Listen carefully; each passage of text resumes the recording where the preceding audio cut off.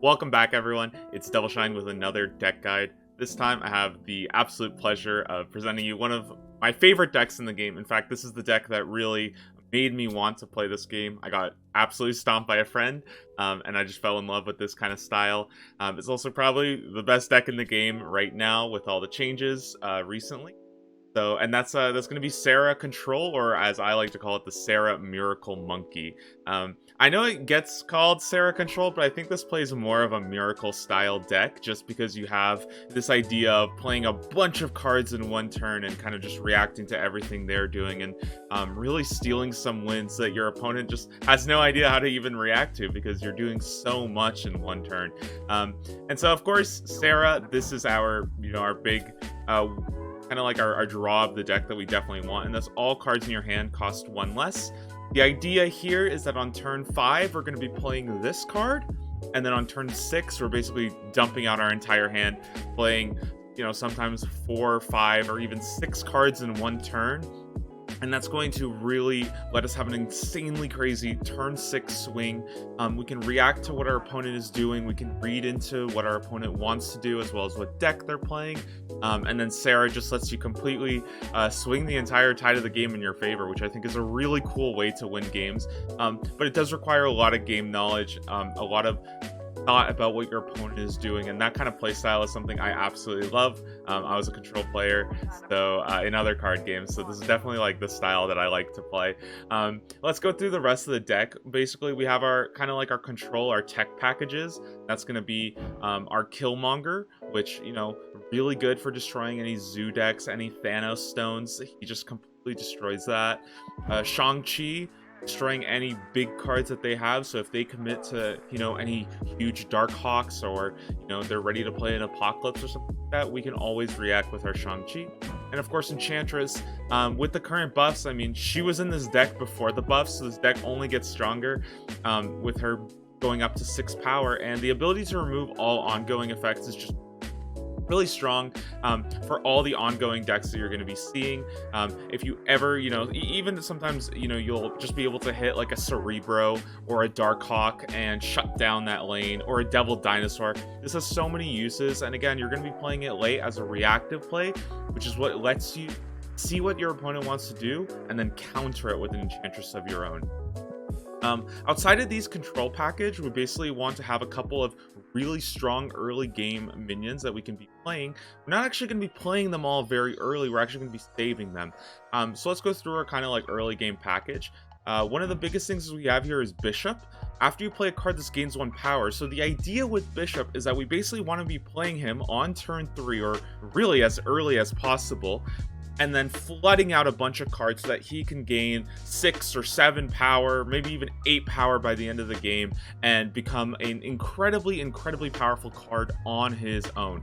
Same idea with Angela. After you play a card here, 2 power, got that same idea of playing a bunch of cards in that lane, and we can often play like Angela with 3 other cards in one turn, so they're not going to be expecting 15 power or more going into a lane all at once. And Angela is just like Bishop, again, a really powerful card that you can build very quickly with your SERA turn 6 play. Now we also have Nova. I think Nova is a great card because we are running Killmonger. So if you are playing your Nova and you can Killmonger later, this is going to give 1 power to your entire board, and you're often, again, you're usually playing like 10 spaces of the game out of 12, which means you're going to get a lot of power from this one card if you're able to Killmonger it. Now, we also have our Hit Monkey. This is why I call this a SERA Miracle deck, because we have our Hit Monkey here. He's going to gain 2 power for each other card you played this turn. And again, on turn 6, we're often playing 4 or 5 cards, which is going to bring him up to a 2/8 or a 2/10. It's a ton of power, especially considering with SERA, we're only playing him for 1 cost, which, again, this is why I like the SERA Miracle style, because we can build our big dude, play a bunch of cards in one turn, and I love that kind of style in games. So it's definitely this is definitely the most fun I've ever had playing the game right now. Now we have 2 kind of unique little tech packages. We have Goose, which is really a Galactus counter. If you can hit the lane that their Galactus is trying to go in, you can kind of get away with basically winning the game on the spot. A lot of times I will just win the game if I can read where their Galactus is going, and you do see a good amount of Galactus, so I like running Goose. Otherwise, again, this is just a good lockdown card. Nobody can play cards that cost 4, 5, or 6. However, one thing that's really important is that with SERA, all of your cards will sneak under because they'll be 3 or less. The only card that will in your deck that ends up being susceptible to this is SERA herself. So you can't play Goose and SERA in the same lane, but if you have SERA, you can Shang-Chi the Goose lane, you can Enchantress the Goose lane, you can do everything, which is really good. It will sometimes let you sneak in a Shang-Chi where they're not able to react to a Shang-Chi and they're not even expecting it. Scarlet Witch comes in here. I'm not 100% sold on this card. It would probably be a Mysterio if I had it, because I think Mysterio plays really well in this deck, but I just don't have all the cards. So I gotta do what I gotta make do with what you have. Scarlet Witch, I think her effect is really strong just because on turn 6 you can really swing an unfavorable one, perhaps something like Jotunheim or the Death's Domain, or one of the, like, maybe like a Luke's Bar, something like that your opponent's not going to be playing a lot of cards in. You can use Scarlet Witch to turn a negative one, or like a negative card in your favor. Also, this really helps with something like Dream Dimension, which increases the cost of all. On turn 5, all your cards cost 1 more. So this does help a lot. However, there are some stuff like Sanctum Sanctorum that you just can't really do anything with. So I'm not 100%, like, I'd probably replace this with Mysterio. Either her or Goose would probably get replaced with Mysterio. Maybe Lizard too. And then finally, we just have really strong 2-drops in Sentinel, which the reason why I love Sentinel is because he's adding more cards to your hand, which lets you keep playing out more and more and more and more cards. There's a lot of games where I'll play him on turn 2 and turn 3 and turn 4. And then on turn 5, I play SERA, and turn 6, I empty my hand. So Sentinel's really great just because he lets you play a bunch of cards and keep, you know, another 2-cost minion in your hand for that SERA play. On top of that, I mean, I think this is just a really awesome card. It's my favorite card in the game, basically. I love this card. I think it does its job well, and you have to be a little bit smart about hand size because you don't want to clog up your hand and miss a draw, because, you know, if you miss a really important draw, that could be game ending. And then finally, Lizard. This card did recently get a nerf to -4 power. However, because you're still running Enchantress, you can combo Enchantress with Lizard to remove the ongoing effect, keeping him at that 5 power regardless of what your opponent plays. And because you're probably going to be playing this for you're usually playing this for 1 cost. A 1 cost 5 power is quite strong. And even if you play this early for 2 costs, can, you know, combo with the Enchantress. I really like Lizard in this deck. I think he still makes it despite the nerf. Again, I might play around and possibly switch it with a Mysterio, but I'm not 100% sure on that. Obviously, I need the card first to get that. So that's basically the entirety of the deck.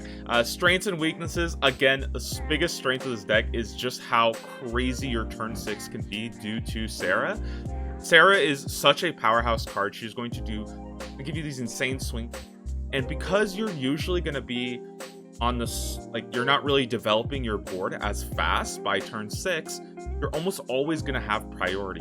Priority is really important in this deck because things like Enchantress and Shang-Chi are going to help you counter lanes that they might be playing their strong threats in. So I think that's a really good strength of the deck, is it's a reactive style deck. And on top of that, it's super fun to play with Hitmonkey. I mean, this card on turn 6, sometimes you will just rack him up to absurd numbers, and it feels really, really good. It feels really cool. It's like a really fun style of just swinging the whole game on turn 6.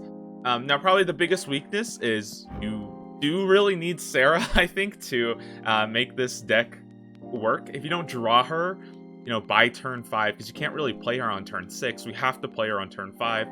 If you don't have her by turn 5, this deck is a lot weaker. It just isn't that good. It's flooding weak minions for way too expensive. And also the other big weakness of this deck is because you're running so many tech cards like Shang-Chi and Enchantress, it is a pretty complicated deck. You are going to have to make a couple of pretty important reads on your opponent and what their game plan is. And because you don't have a proactive game plan, you're always going to be reacting to what their game plan is. So a good knowledge of the meta, a good understanding of decks and what they want to do, what their ideal situation is. Even something like reading where they're going to be playing Galactus with Goose and just knowing when to play that. That's a very, very important part of this deck. So you are going to have to really get yourself comfortable with understanding what other decks want to do. So let's go ahead and just go into a couple games. Again, the ability to swing turn 6 makes this an incredibly strong cube deck, just because often win games that your opponent is not really expecting. They might be aggressively snapping, and in fact, you might even be able to aggressively snap, and they won't retreat because, again, you are so far behind going into turn 6. At least it looks like you're really far behind, but they're just not going to feel comfortable with retreating a board that is essentially completely lost. So early game, we usually want to be careful with playing too many minions. However, something like Shuri's Lab is good for something like that. So we can play like our Lizard early and just get him going. I really like saving Angela for later because she's such a powerful card, and we can actually get 3 procs on her all on turn 6, which is going to build her up really fast, and we can kind of play a little slower and just see where things are going. You can see they're playing a lot of 1-drops. This is good for our Killmonger. We love to see that, right? This is fine because we can just go ahead and pass this turn. Again, we don't really care. We don't mind slowing the game down. It is kind of like a SERA control deck, but we don't mind slowing the game down and doing nothing till turn 5. Luckily, we do have our SERA. Puts us in a really good place. Now on turn 4, we want to make sure we want to try to get something done. Again, we want to make sure we have a lot of cards. So what I might do, for example, is like play Shuri, play this Sentinel just to get the buff here. And then what I'll actually go ahead and do is just play a Nova as well. I don't love the Nova here, but it's not that bad, honestly. I think I might just Nova here on the empty lane. No, actually, I want to keep the empty lane open for Angela later. So I think I'm gonna go ahead and just play the Nova here. Again, it's totally fine because we still have a bunch of cards. We are looking for a really big turn 6 play with Hitmonkey, and obviously a Killmonger here is just the sickest thing we can do. If we get a Hitmonkey, if we get a Killmonger, we're in a really good position. So now we're kind of thinking about, okay, turn 5 SERA, and then on turn 6 we're going to be doing Angela, Hitmonkey, Sentinel, maybe a Killmonger. Oh, and there's our Killmonger. So I'm actually very comfortable to just go ahead and snap this game. We are in excellent shape. I'll go ahead and just snap this one up. What I think I'm going to do is just go ahead and play the SERA here. Alternatively, I think I can actually just go ahead and play SERA here instead. This is totally fine as well. What I might do is just try to think about, okay, where are they going to play the rest of their hand out? Usually SERA is actually not, she's kind of weak. She's only 4 power for 5. You don't really want to be playing this card in a ton of situations. You don't want to be playing this in like the lane that you're trying to contest for. So right now we're trying to contest for these 2 lanes, and you can kind of tell they know SERA's coming down, and a lot of times what's going to happen is they're just going to retreat when they see SERA, because SERA decks have all the answers and they have to play around all of your answers. So I could have Killmongered here, I could have Enchantressed here, I could have Hitmonkeyed here. That's probably what I would have done. Killmonger, destroy all his 1-drops, Enchantress to take care of the Devil Dinosaur, and then I would play my like Hitmonkey here, and that would double the Hitmonkey, so he would get really strong as well. And you can see I'm shutting down this lane, taking care of all these 1-drops. All like Killmonger, Enchantress, Shang-Chi. Between those 3 cards, it's very difficult for decks to deal with, you know, the triple threat. And you'll see again and again that you don't have to always, like, as long as you have the answers ready to go, a lot of times your opponents are going to be so scared that you have the answer that they're just going to retreat, because more often than not, you do have the answer. So again, I think Nova on turn 1, really fine play. We can just go ahead and just play him. We don't really have to, we don't have to do anything too much. What we might do is we might save our Angela here. This is fine for us because we don't really care if they have bad 1-drops. We're probably going to try to Killmonger anyway. So what we'll go ahead and do is just Sentinel. Again, Sentinel's great because we can play him on turn 2 and we're still getting another card. But this is going to be our turn 3 play. and it's going to be our turn 4 play. And you can see how we're able to power ourselves up a ton doing it. So Sinister London is a little scary because we're going to be running a bit short on spots if we overcommit to it. So what we're probably going to have to do is play this game a little bit slower. I might just go ahead and play another Sentinel here, which I think is okay. Actually, I think I'll leave this open and play it here. The idea is that I really want to be very, very careful with my spot. In fact, I think I might actually just do nothing. Basically just do nothing. Let them play all of their minions. And then we'll just look for a really, really big SERA turn. The best card we could get right now is actually Killmonger to clear out some of our some space. We don't have our Killmonger, which is fine.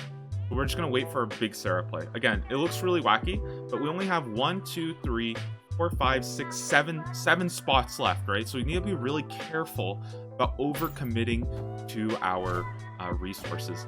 And this is okay because they're going to keep playing their cards. They're looking to, you know, play a bunch of stuff. In their hand, they have an Apocalypse left, right? So I'll go ahead and do something like, wow, I can actually, I might be able to be a little tricky and play the Goose here, which is to keep him from playing the Apocalypse. I don't hate that play either. Let's see.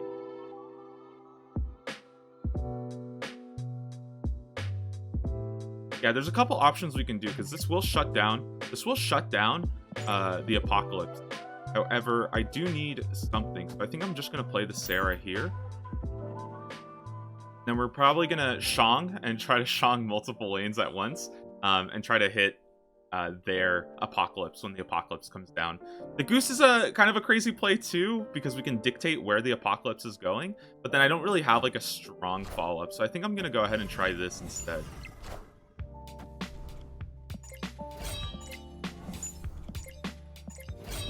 Okay, and you can see in their hand, I believe right now in their hand, they have an Apocalypse.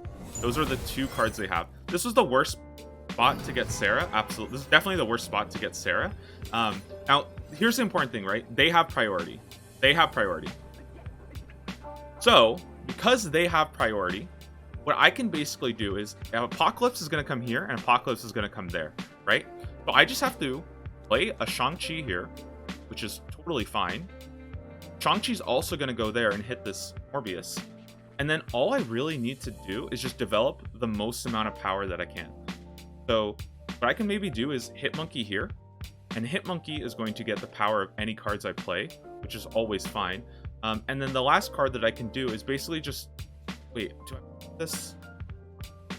I've only played 1 card this turn, so Hitmonkey's only going to be up at 2. So I think what I'll do is actually Shang and Enchantress.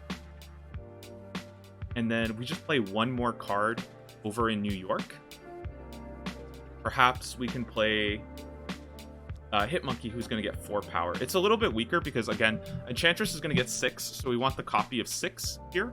So we'll go ahead and play just like this, and you'll see that it looks like we're in an unwinnable situation, but in fact, we're actually going to take over this game and win pretty hard.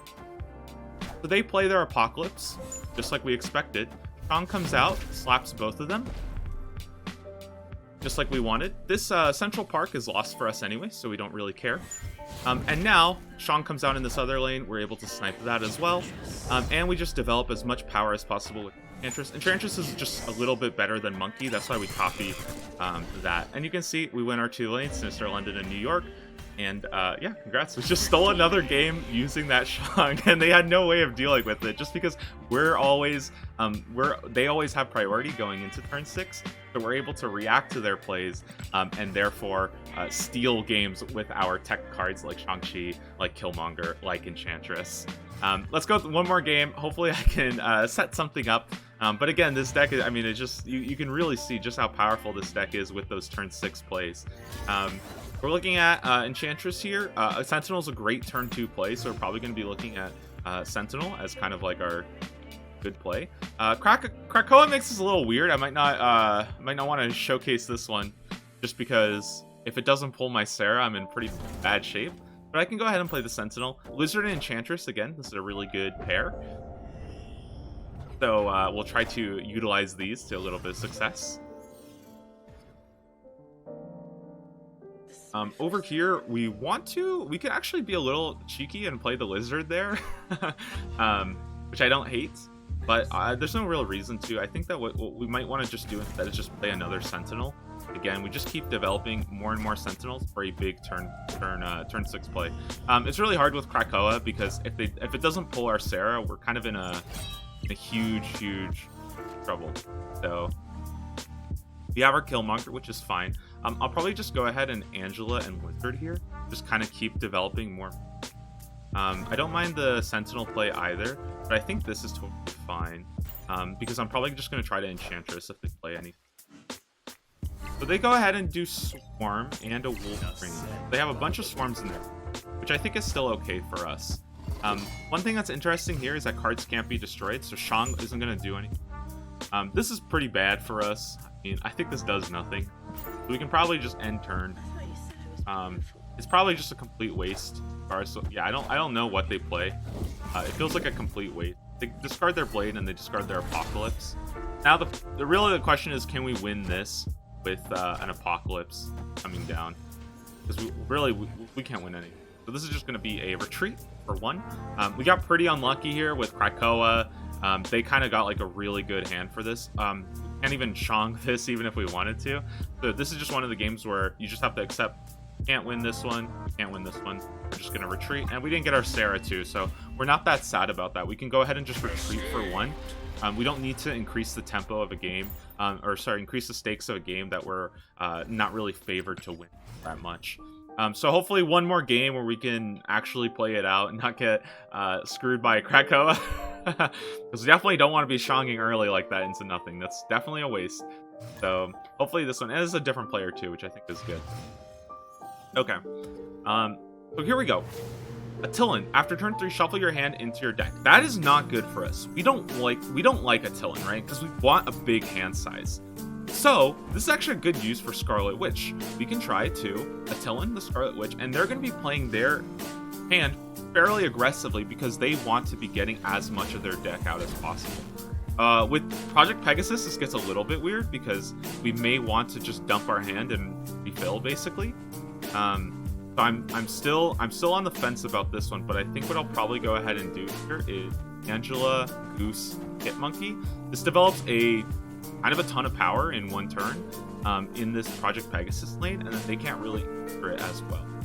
It's basically one of these two, but I think I want to save Scarlet Witch to hit the Attilan just in case we don't really like it. If we get like a SERA right now, I don't know if I super want to do that.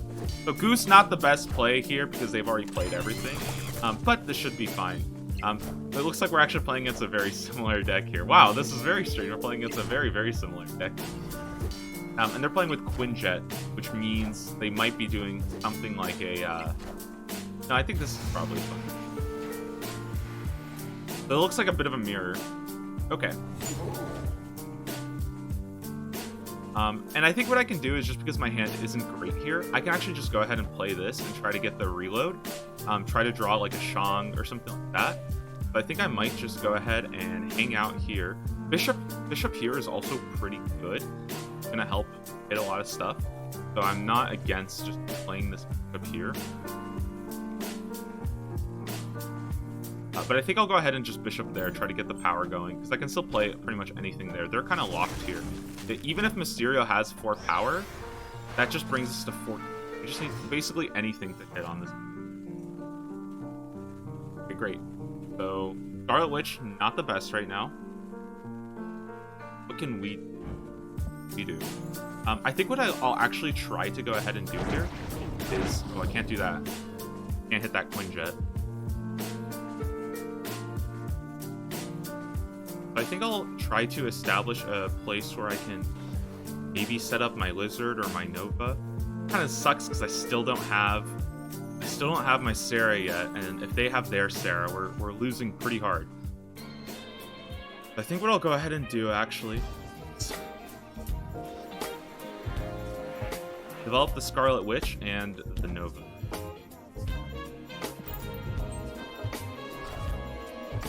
This is good because now we're actually winning Project Pegasus, even if this is we're still winning Project Pegasus, and they've just dumped a ton of stuff in their hand that is not good for them. Now this is great. We can go ahead and Shang the Monster Island and try to sneak that lane off. We're still winning Central Park. This is clogged up. go ahead and try. They have to play Killmonger here, I'm pretty sure. That's like the only good card that they have. And if they Killmonger, well, it's actually okay for us.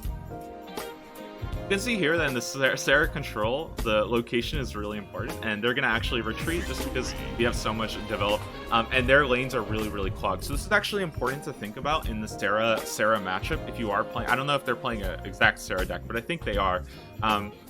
Location is everything, and space is everything. So if you clog up your locations like this, so again, I know that this Mysterio, even if it's the real one, this only represents like 14 power. They don't have a Nova, so this is only 14 power, so my 15 here is good. And now we clogged this up with the Central Park. Obviously, that's a little lucky from Scarlet Witch. But now this is clogged up too, and this doesn't really represent a ton of power either. But whatever I play here on this last turn is going to just develop a lot of power and make it a lot easier for me to win Attilan and Central Park. And then Monster Island, again, we had a huge swing turn with the Shang-Chi. One thing that could have been interesting is if we had known it was Monster Island. I really like to goof the Monster Island lane, because then you can sneak your Shang-Chi under for 3 while they can't react and play their Shang-Chi. But again, highlighting the strength of the deck, the immense huge potential that this deck holds, and also just how fun these turn 6 plays can be, as you saw from some of the earlier games where you just play everything and win, and there's not really a lot that they can do. This is currently the strongest deck in the game. I'm really excited for May 3rd when the new season comes out, as I'll be playing this deck exclusively to Legend, or to Infinite, I guess. And we're just going to be grinding this deck as much as I can and showcasing the potential, getting a couple of highlights. And I'll be showcasing any future updates with this deck, because this is my favorite deck. This is the deck I want to play the most of in this game. So if you like SERA Control, stick around, and I'll be playing it more soon. Thank you guys for watching, and I'll see you in the next video.